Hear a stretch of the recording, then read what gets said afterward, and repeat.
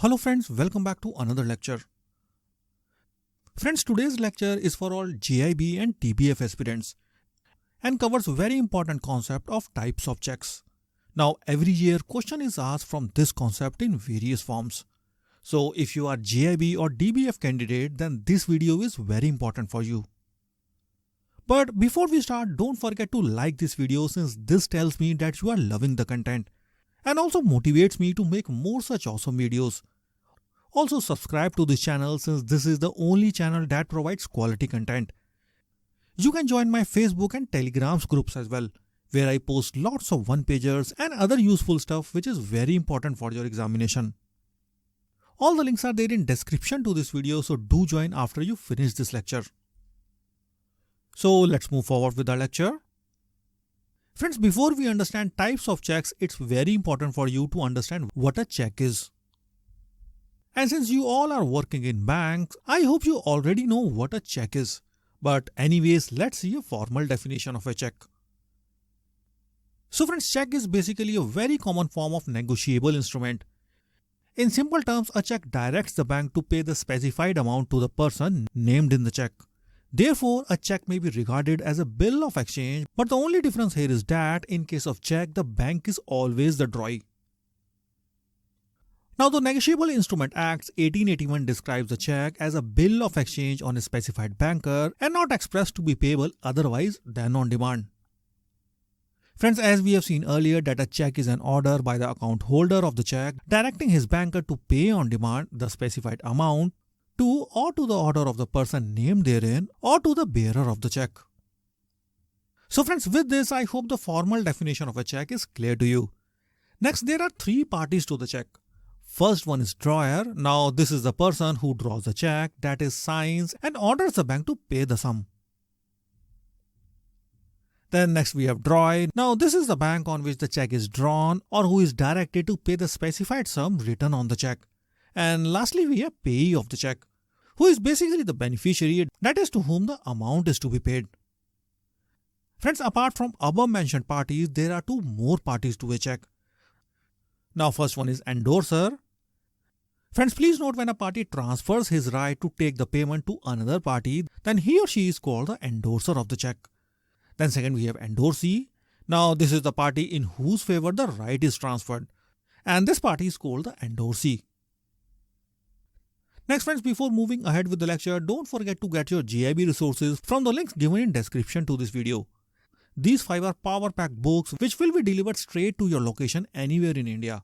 First 3 are 1000 series question banks which are updated from time to time.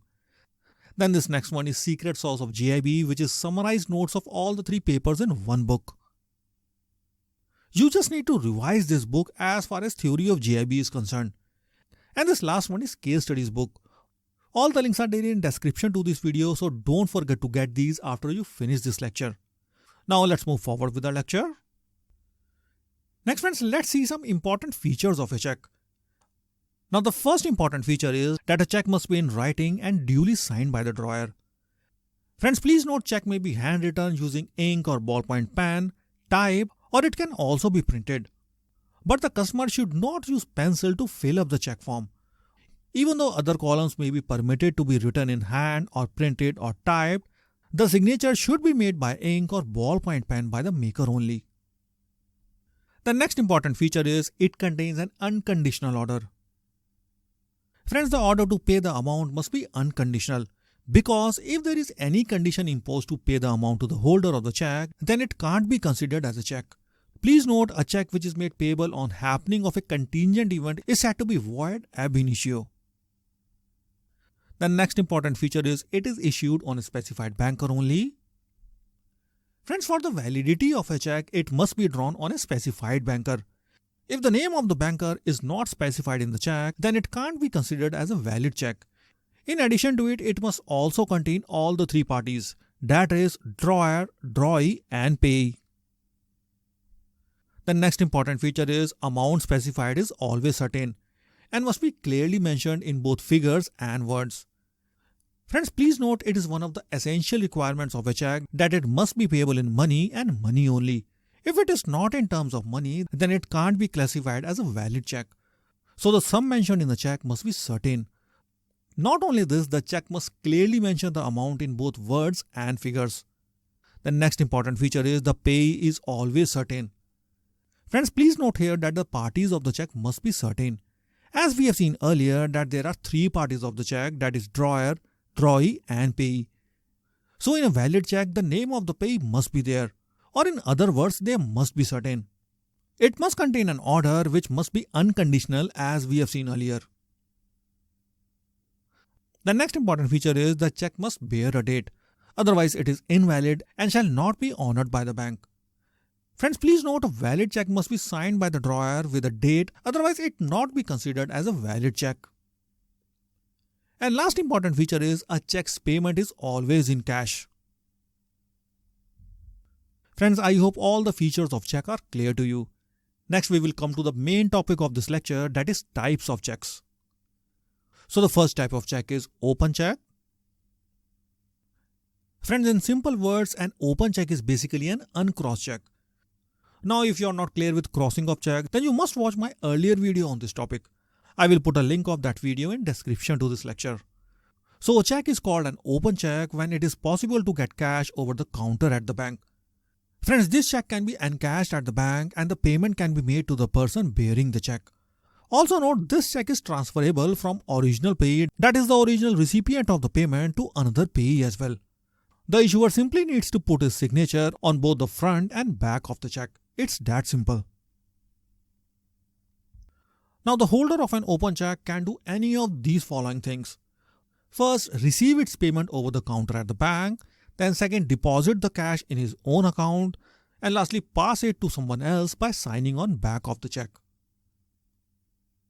Next friends, second type of check is cross check. Friends, as you can see, open check is subjected to risk of theft. So it's very dangerous to issue such checks. So this risk can be avoided by issuing another type of check, which is called cross check. The payment of such checks cannot be made over the counter at the bank. It is only credited to the bank account of the payee. Next friends, you must have observed checks with two sloping parallel lines with the words account payee, with the word account payee written on the top left. As you can see here, these are nothing but cross checks. These lines ensure that irrespective of whom the check is presented, the payment will only be made to the individual whose name is written on the check. Then next we have bearer check. Friends, a bearer check is the one in which the payment is made to the person bearing or carrying the check. Now these checks are transferable by delivery. That is, if you are carrying the check to the bank, then you can be issued the payment as well. As a banker, you need no other authorization from the issuer to be allowed to make payment of this check. But how you can identify a bearer check? Well, it's really easy. You can make out a check as bearer check when you see the words or bearer printed on it, that is this.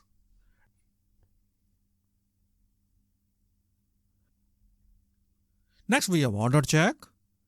Friends, an order check is one which is payable to a particular person. In such a check, the word bearer may be cut out or cancelled and the word order may be written. But please note, the payee can transfer an order check to someone else by signing his or her name on back of it. So as you can see, this first check is an order check, but second one is bearer check. Then next we have antedated checks.